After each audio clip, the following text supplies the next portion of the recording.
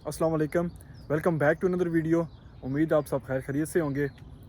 आज की वीडियो में मैं आपको बताने लगा हूँ कि यूके में ऐसे कौन कौन से टॉप 4 रूट्स हैं जिनकी बेस के ऊपर आप यूके में सेटलमेंट हासिल कर सकते हैं, या ऐसे कौन कौन से वीज़ास हैं जिनकी बेस के ऊपर आप 2 ईयर्स में कैसे सेटलमेंट हासिल कर सकते हैं, 3 ईयर्स में कैसे कर सकते हैं, 5 ईयर्स में कैसे कर सकते हैं और 10 ईयर्स में कैसे कर सकते हैं।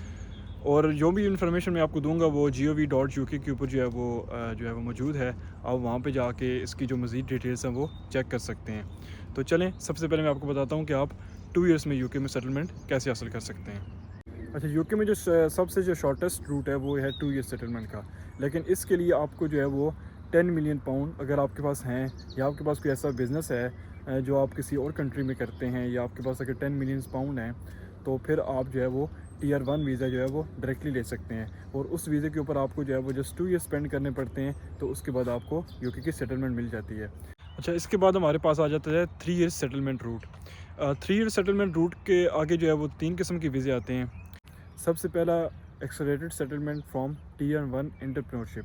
अच्छा, जैसे कि टीयर 1 में जो है वो आपको 10 मिलियन पाउंड इन्वेस्ट करने पड़ते हैं 2 ईयर्स के लिए। इसमें ये है कि आपको 5 मिलियन पाउंड का जो है बिज़नेस करना पड़ता है, और उसके ऊपर जो है वो 10 जो है वो फुल टाइम जॉब्स क्रिएट करनी पड़ती हैं।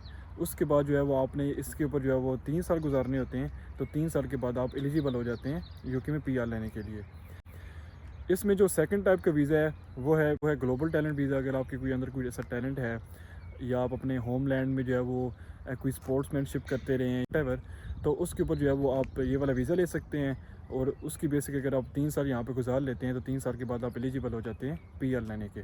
अच्छा, इसके बाद जो थर्ड टाइप का वीज़ा है वो है इनोवेटर फाउंडर वीज़ा।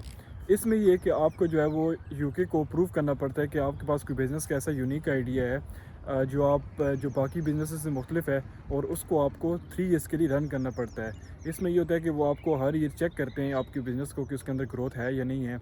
लेकिन इसमें ये है कि आपको जो है वो जो 5 मिलियन या 10 मिलियन पाउंड की जो इन्वेस्टमेंट है वो भी नहीं दिखानी पड़ती। और इसमें ये है कि आपको जॉब्स भी क्रिएट नहीं करनी पड़ती। जस्ट आपको एक यूनिक, अगर आपके पास बिज़नेस का आइडिया है, तो वो शो करके आप जो है वो ये वाला रूट अपना सकते हैं। और इसमें भी ये है कि आपको 3 ईयर्स के बाद आप एलिजिबल हो जाते हैं यूके में पीआर लेने के। इसके बाद जो 5 ईयर्स वाला रूट है वो सबसे कॉमन है, जिसको आप उसके अंदर जो वीज़ा होता है वो स्किल्ड वर्कर वीज़ा होता है। अगर आप किसी भी वर्क वीज़े के ऊपर अगर आप 5 ईयर्स यूके के अंदर गुजार लेते हैं, तो आप जो है वो इस वीज़े के लिए एलिजिबल हो जाते हैं।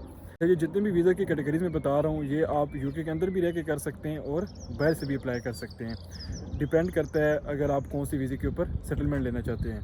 जो स्किल्ड वर्कर वीज़ा है उसके लिए भी सेम रिक्वायरमेंट्स हैं। जो थ्रेशोल्ड होता है, आपने उसको सैलरी को मीट करना होता है, और 5 ईयर्स किसी भी वीज़े के ऊपर, स्किल्ड वर्कर वीज़ा के ऊपर गुजारने होते हैं, तो 5 साल के बाद आप यूके में एलिजिबल हो जाते हैं पीआर लेने के लिए। और ये मोस्ट कॉमन वीज़ा है, क्योंकि मोस्ट ऑफ द जो स्टूडेंट्स होते हैं वो इसी रूट के थ्रू आते हैं, और जो बाहर से भी लोग आते हैं वो इसी रूट के थ्रू सेटलमेंट लेते हैं। अच्छा, इसमें जो फोर्थ टाइप की सेटलमेंट है वो है लॉन्गेस्ट, वो 10 ईयर रूट सेटलमेंट भी कह सकते हैं। क्योंकि 10 ईयर्स रूट सेटलमेंट का ये है कि आपने लीगली किसी भी वीज़े के ऊपर यूके के अंदर जो है विदाउट एनी गैप 10 साल गुजारने होते हैं, तो आप यूके में एलिजिबल हो जाते हैं पीआर लेने के लिए। लेकिन क्योंकि ये लॉन्गेस्ट होता है, इसमें आप ये कि अगर आप स्टडी रूट लेना चाहें तब भी आपके लिए बेस्ट है। अगर आप विज़िट वीज़ा लेते हैं, दैन स्टूडेंट वीज़ा लेते हैं, एंड दैन पीएसडब्ल्यू, और आपने जो है वो यूके के अंदर legally basically without any gap जो है वो आपने 10 ईयर्स गुजारने होते हैं। तो जब आप 10 ईयर्स गुजार लेते हैं, तो आप इस वीज़े के लिए एलिजिबल हो जाते हैं। क्योंकि ये सबसे लॉन्गेस्ट है, तो इस रूट के ऊपर जो है वो बहुत कम लोग जाते हैं।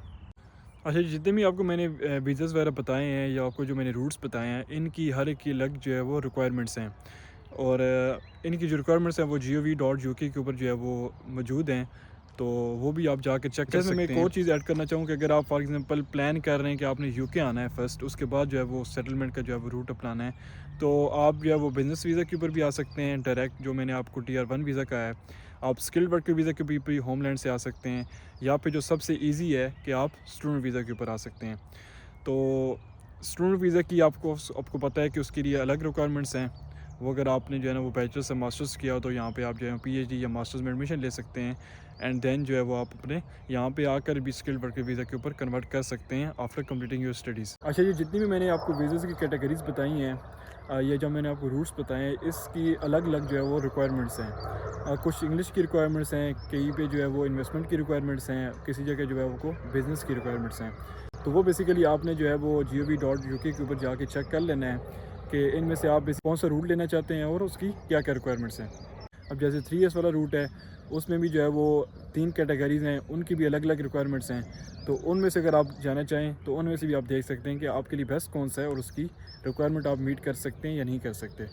अच्छा, उसमें जो मैंने एक जो थर्ड कैटेगरी बताई थी, इनोवेटर फाउंडर वीज़ा, उसमें आपको एक यूनिक आइडिया बिज़नेस का शो करना पड़ता है। लेकिन अगर आपके पास ऐसा कोई यूनिक आइडिया है और जिसमें आप पोटेंशियल ग्रोथ देखते हैं अगले 3 साल के लिए, तो इसमें आपको जो है वो फ़ायदा इस तरह का होगा कि आप विदाउट एनी इन्वेस्टमेंट और विदाउट एनी जो है वो क्रिएटिंग जॉब्स जो है वो आप इस रूट के थ्रू सेटलमेंट ले सकते हैं। लेकिन इसमें आपको प्रूव करना पड़ता है, जो गवर्नमेंट की तरफ से जो है वो फाउंडर बॉडी होती है, उसमें वो बेसिकली हर साल आपको चेक करते हैं और वो देखते हैं कि अगर आपके इस आईडी के अंदर वाकई ग्रोथ है तो तब आप जो है वो 3 ईयर्स के बाद एलिजिबल होंगे। अगर आपका 1 ईयर के बाद अगर आपका ये जो बिज़नेस है, ये जो आइडिया है वो लॉस कर जाता है या फेल हो जाता है, तो देन जो है वो आपकी सेटलमेंट के जो चांसेस है वो ख़त्म हो जाएंगे। तो ऑफ कोर्स हर एक वीज़े के जो है प्रोज एंड कॉन्स हैं।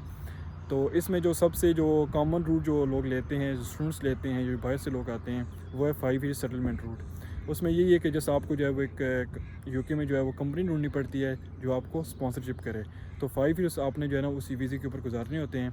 और इसमें जस्ट आपने एक जो मेन चीज़ होती है कि आपने जो सैलरी की रिक्वायरमेंट है वो मीट करनी होती है, जो अभी 38,700 है। अगर वो मीट आप कर लेते हैं 5 ईयर्स के लिए, तो आप एलिजिबल हो जाते हैं यूके में PR लेने के लिए।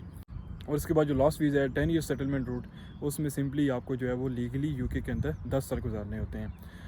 तो इसके अलावा अगर आप प्लान करें कि आपने यूके किस तरह आना है, तो उसमें आप स्किल्ड वर्कर वीज़ा भी डायरेक्ट अप्लाई कर सकते हैं। और अगर आप स्किल्ड वर्कर वीज़ा अप्लाई नहीं कर सकते तो आप स्टूडेंट वीज़ा या विजिट वीज़ा के ऊपर भी यूके में ट्रैवल कर सकते हैं। एंड देन इनमें से कोई भी आप रूट लेके यूके में सेटलमेंट हासिल कर सकते हैं। बाकी जो स्टूडेंट की रिक्वायरमेंट्स हैं वो तो ऑफ कोर्स आपको पता होगा, वो मोस्ट कॉमन है। आप यूट्यूब से भी चेक कर सकते हैं, या वैसे आप जस्ट जो है वो गूगल के ऊपर जाके लिखें या यूनिवर्सिटी की वेबसाइट्स के ऊपर भी जाएंगे तो आपको आइडिया हो जाएगा कि बेसिकली स्टूडेंट वीज़ा के लिए कौन कौन सी रिक्वायरमेंट होती हैं। उसमें सबसे मेन है जो आपके पास जो है वो बैचलर्स, मास्टर्स या FSc जो प्री इंजीनियरिंग या प्री मेडिकल की डिग्री होती है वो होनी चाहिए।